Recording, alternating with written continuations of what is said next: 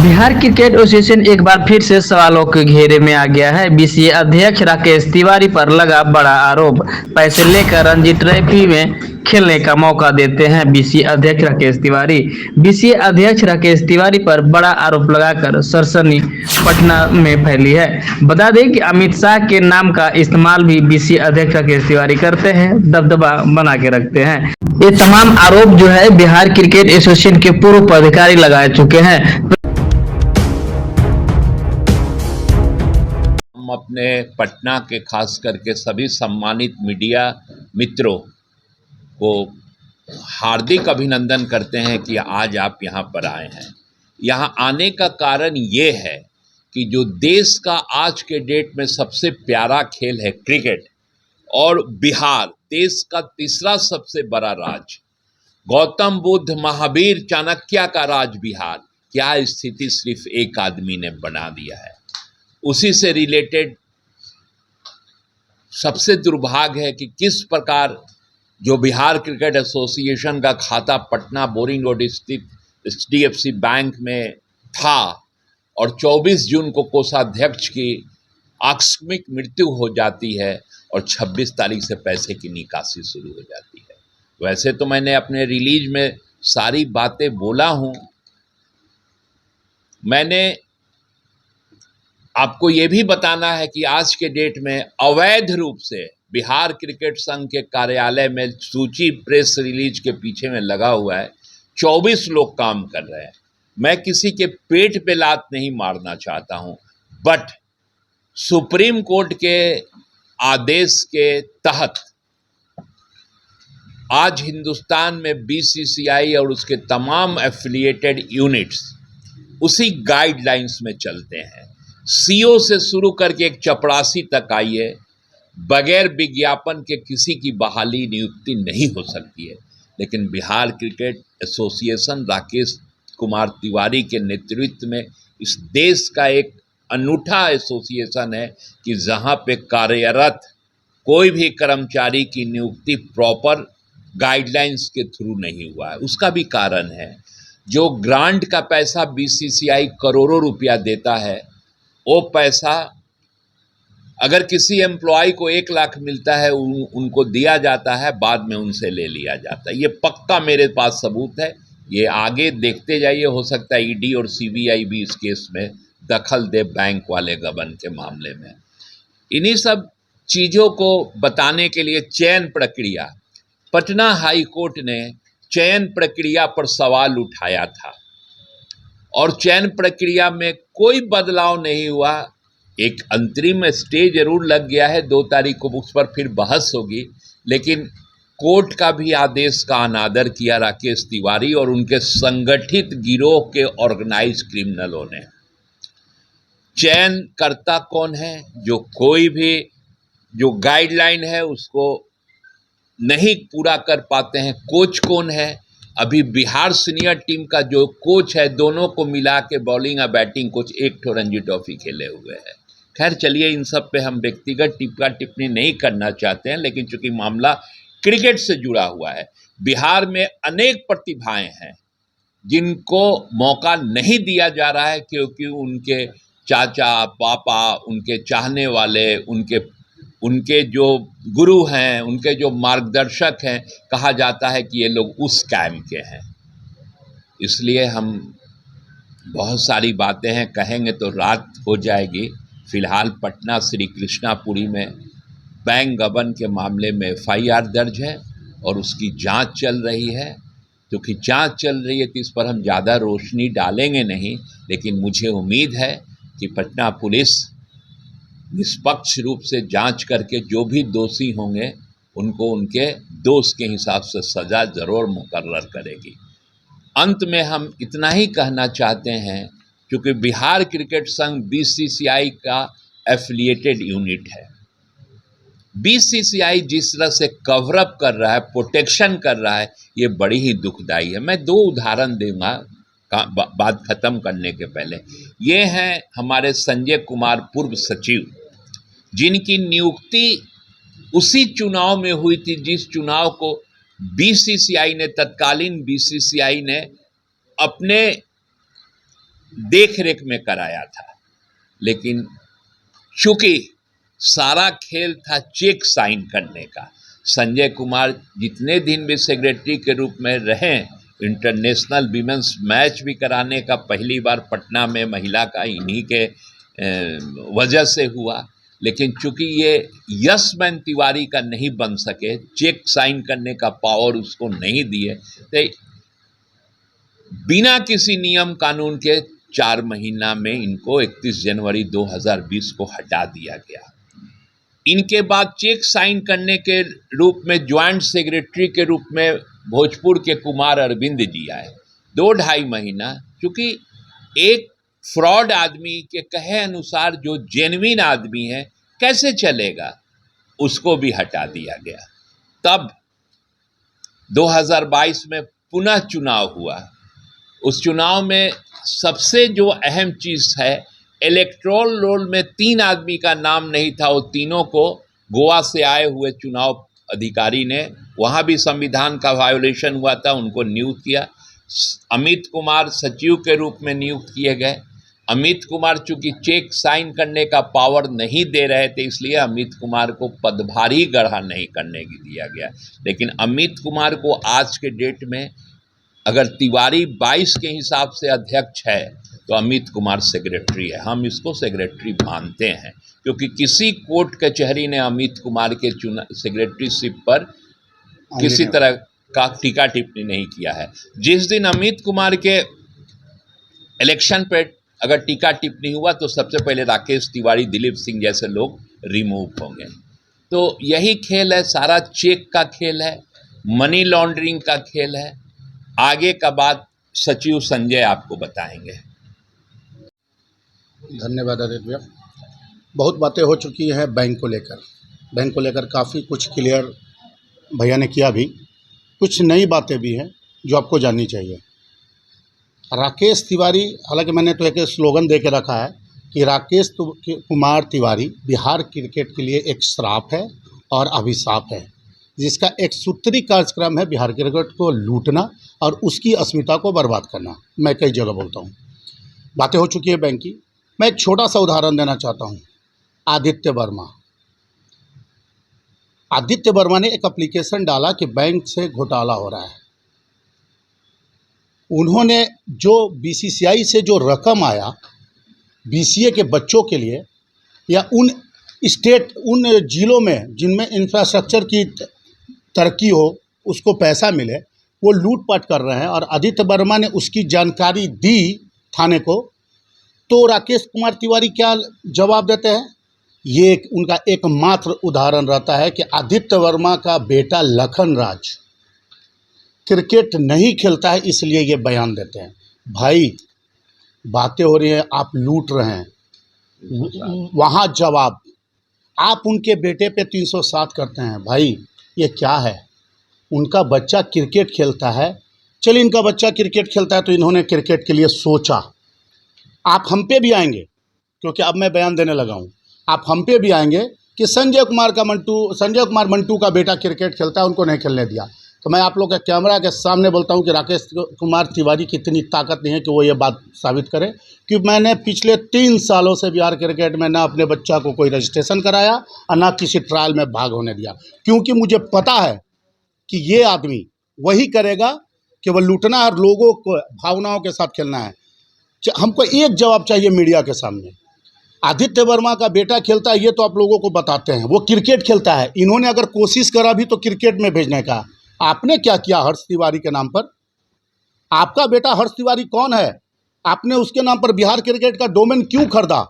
आप बिहार क्रिकेट को कब्जा करने के लिए अपने बेटा का नाम यूज़ कर रहे हैं। आदित्य वर्मा, संजय कुमार, अगर हमारे जैसे गार्जियन क्या चाहते हैं? क्रिकेट खेलना। क्रिकेट खेलने जा रहे हैं वो ग्राउंड पे, आप क्या कर रहे हैं? आप तो कब्जा करवा रहे हैं अपने बेटा से, डोमेन खरीदवा रहे हैं अपने बेटा से। ये तो आपने कभी किसी को नहीं बताया। केवल क्रिकेट किसी एक बंदा को खड़ा कर देंगे, आदित्य वर्मा का बेटा क्रिकेट नहीं खेल रहा है।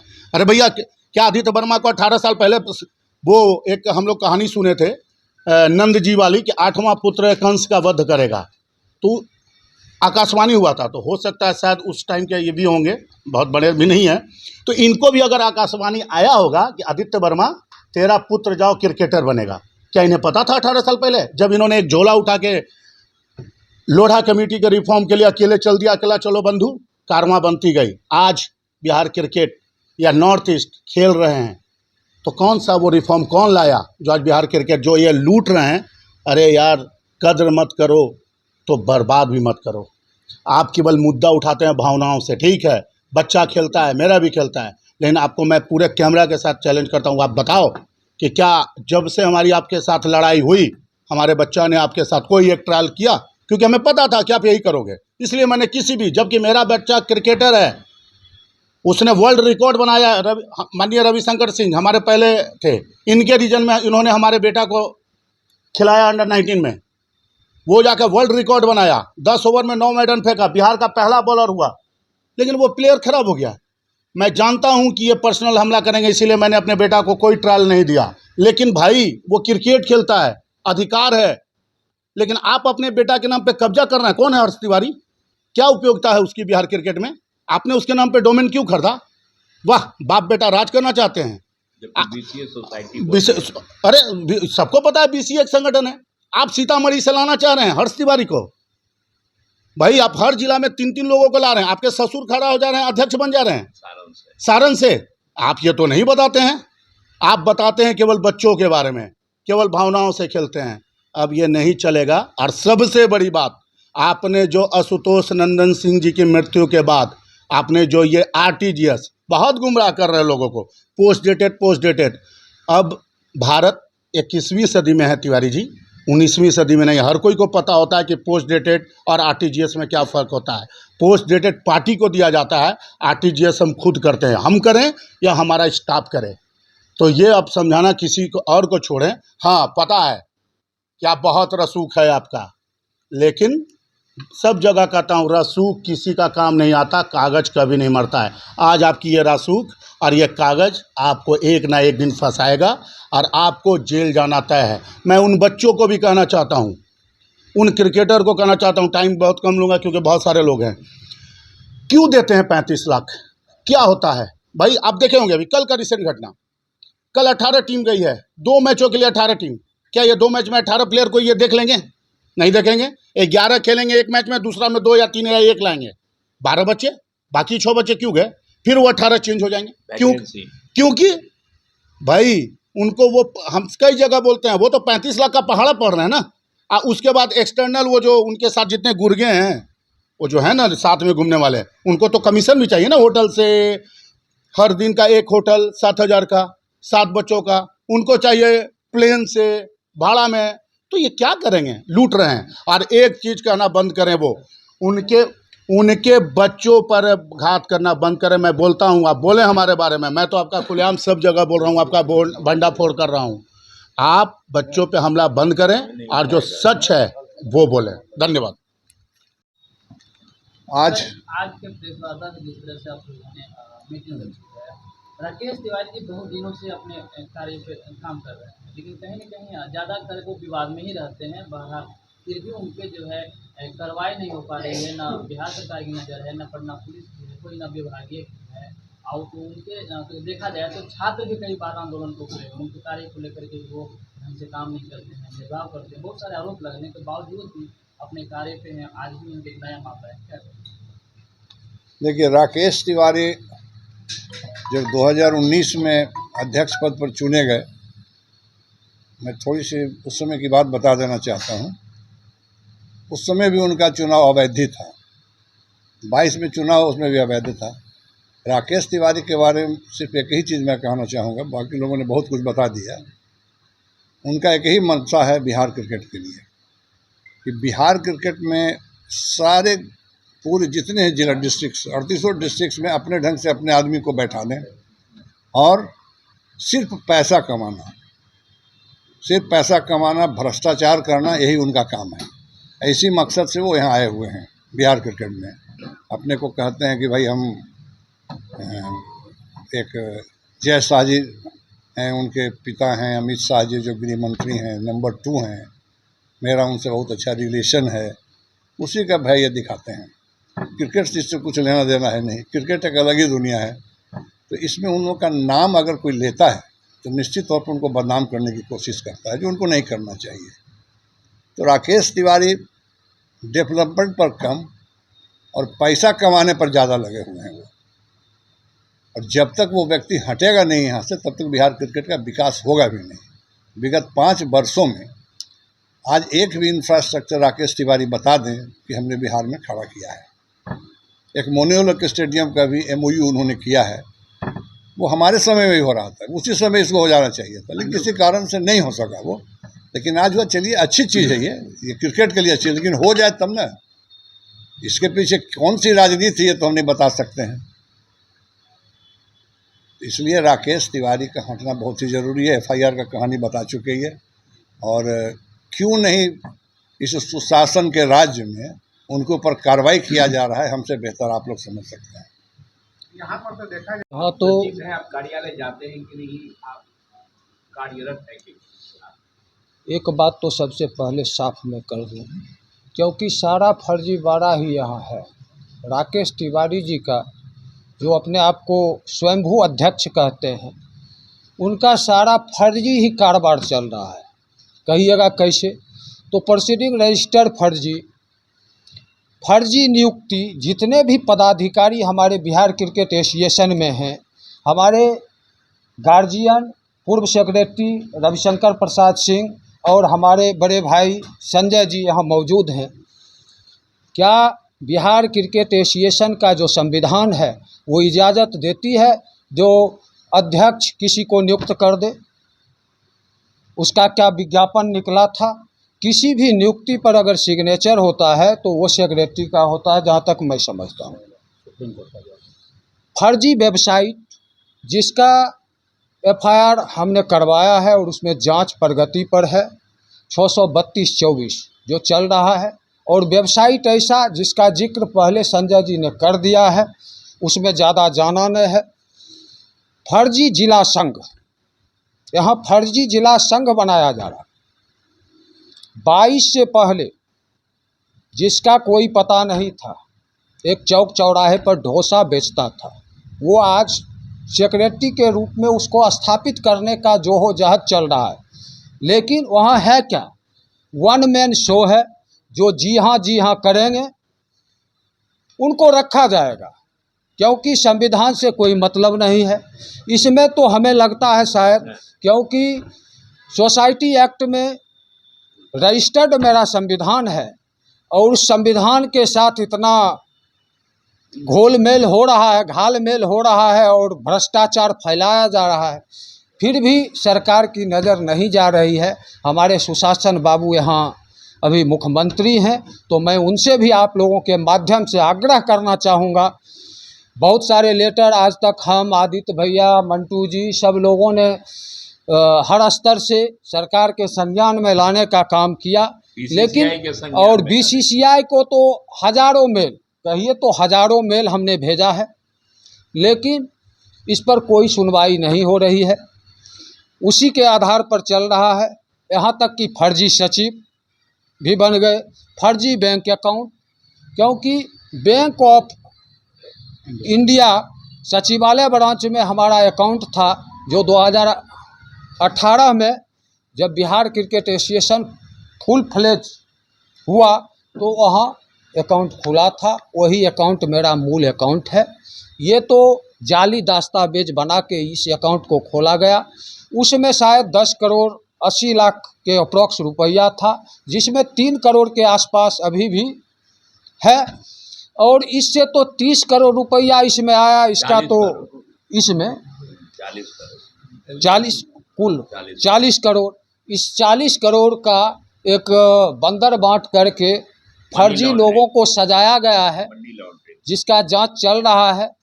FIR भी हो चुका है। इसमें बैंक की तो संलिप्तता डायरेक्ट है ही है, और एक तरह से कहिए तो BCCI भी आंख बंद करके, क्योंकि जजमेंट में भी ये पास हो चुका है।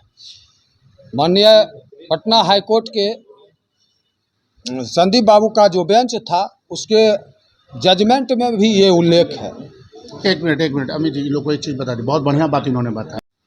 बैंक अकाउंट जो इन्होंने बताया उसमें इन्हीं के फर्जीवाड़ा के चलते मैंने उसमें एक कंप्लेंट डाला था, जो आज तक वो बैंक अकाउंट जो एक्चुअल बैंक अकाउंट जो रविशंकर बाबू ने हमें ट्रांसफ़र किया था, वो बैंक अकाउंट आज तक फ्रीज है इनके फर्जीवाड़ा के चलते। इन्होंने गलत दस्तावेज देके नया अकाउंट खोला था, जो इन्होंने आपको बताया। हाँ हाँ। और आगे आगे सुनिए।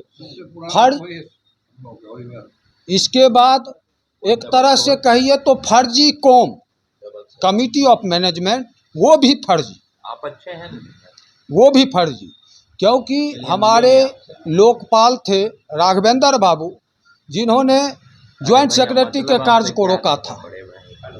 पहले सिग्नेटरी के लिए अलाउ किया और फिर ज्वाइंट सेक्रेटरी के कार्य को रोका था। शायद वो था रोका था 23/1/2023 को रोका था, और पारसनाथ राय ने 23/6/2023 को 3 आदमी को हटा देते हैं। उसमें अध्यक्ष राकेश कुमार तिवारी, दिलीप सिंह, वाइस प्रेसिडेंट आशुतोष नंदन सिंह, इन सबको हटाया जाता है। उसके बाद पारसनाथ राय द्वारा प्रिया कुमारी को भी हटा दिया जाता है। तो इसको क्या माना जाएगा? फर्जी मानिएगा ना, फर्जी को। इसको आप लोग ठीक से दिखाइए, यही मैं आग्रह करता हूं। और सीओ भी फर्जी, क्योंकि सीओ को हमने रोका था 31/1/2022 को, और सीओ आज तक काम कर रहा है। कैसे कर रहा है? सभी फर्जीवाड़ा के लिए हमारे एक डिस्ट्रिक्ट जज हैं, उन पर टीका टिप्पणी करना, क्या नाम है उनका, एनके सिंह को रखा गया है, और फर्जी एकदम ऑर्डर पास करना, यही काम है। 80 साल के हैं, 80 साल के हैं, बेड पर रहते हैं, मुंबई में रहते हैं। ऐसे तो संज्ञान में ये है, उनका पुत्र ही ऑर्डर पास कर देता है। आगे हम चाहते हैं कि हम यही चाहते हैं कि बिहार के माननीय मुख्यमंत्री नीतीश कुमार जी की छवि हिंदुस्तान के राजनीति में एक ईमानदार के रूप में है, इसमें कोई शक नहीं है। लेकिन पता नहीं क्यों हॉकी करा रहे हैं, बहुत अच्छी बात है राजगीर में, लेकिन क्रिकेट पे मेरी भी उनसे बहुत बार मुलाकात हुई, मैंने बहुत बातें उनसे कही। हम चाहते हैं कि राकेश तिवारी के ऊपर बिहार और पटना के जो विभिन्न थानों में गबन का FIR दर्ज है, लंबी सूची है, हमको लगता है 15 के आसपास, उसके लिए अविलंब वो एक SIT बना के उसकी जांच करा के अपने ही बिहार के बच्चों का भविष्य जो शोषण का शिकार हो गया है, उससे निजात दिलाए।